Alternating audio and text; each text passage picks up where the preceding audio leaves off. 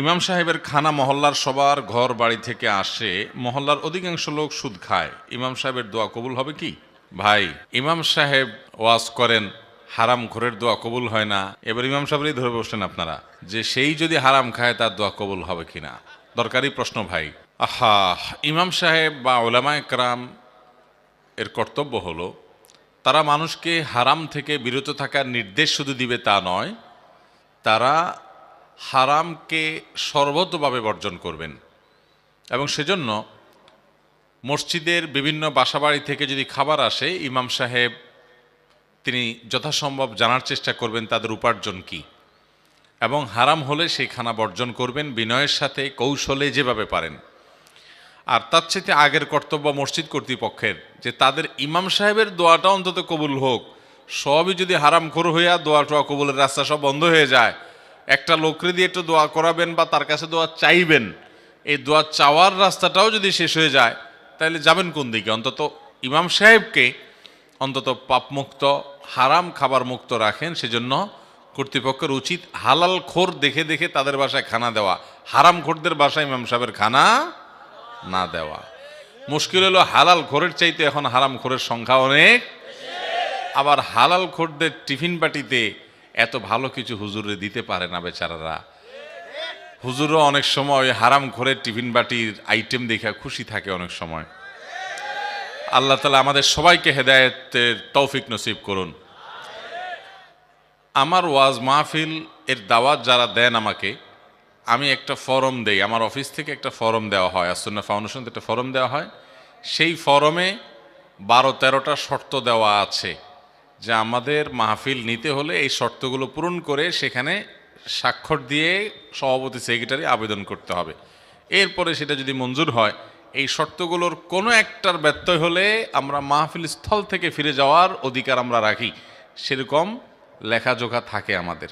কারণ কন্ট্যাক্ট ছাড়া আজকাল কোথায় যে কোন ধরা খায়, আবার এই জন্য আমরা কন্ট্যাক্ট করে যাই। কন্ট্যাক্ট মানে আবার পয়সা বুঝেন না আপনারা, তো পয়সা ছাড়া আজকাল কিছু, কন্ট্যাক্ট শুনলে মনে করেন পয়সা। ভাইরা আমার, সেখানে একটা পয়েন্ট লেখা আছে, কোনো বাসা বাড়িতে যদি আমাকে খেতে হয় তাহলে সেই খাবার হালাল এটি নিশ্চিত করতে হবে।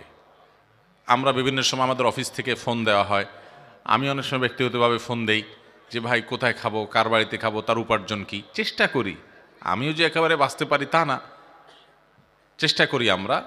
এরকম ইমাম সাহেবদের চেষ্টা করতে হবে, মসজিদ কমিটির লোকদের চেষ্টা করতে হবে। মুশকিল হলো কমিটির লোক বেচারা কি চেষ্টা করবে। বেশিরভাগ কমিটিতে যারা আছেন, ভালো মানুষ তো অনেকে আছে, কিছু লোক আছে আল্লাহর বান্দারা নিজেরাই হালাল হারামের বাজ বিচার মনে করে সারা জীবন গুনাহ, অপরাধ, পাপ যা করছি না করছি, এবার একটু মসজিদ কমিটিতে ঢুকে আল্লাহর ঘরের খেদমত করে টোরে যদি সব কাটাকাটি হয়ে যায়, ভাইরা আমার, এটা ভুল। অতএব হারামকে ডিনাই করতে হবে, এই জন্য সৎসাহস থাকতে হবে ইনশাআল্লাহ। ইমাম সাহেব যদি হারাম খানা খান, তার দোয়া কবুল হবে না।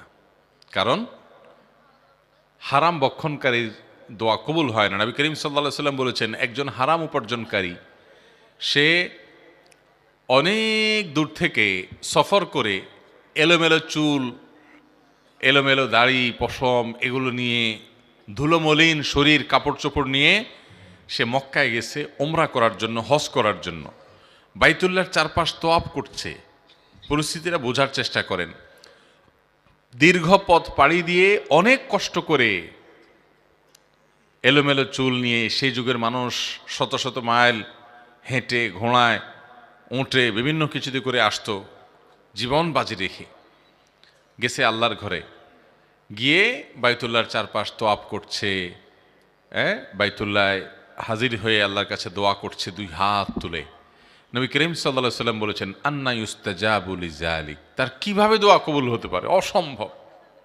যত কষ্ট করুক, বাইতুল্লাহর ভিতরে ঢুকে দোয়া করুক, কবুল হবে না। কারণ তার শরীর হারাম দ্বারা গঠন হয়েছে, তার পোশাক আশাক হারাম দ্বারায় সে কিনেছে। এই হারামের সংশ্লিষ্ট এত ভয়াবহ বিষয় ভাইয়েরা। অতএব হারাম থেকে বাঁচার জন্য আমাদের সংকল্প করতে হবে। সবার চেষ্টা করবো তো ইনশাআল্লাহ।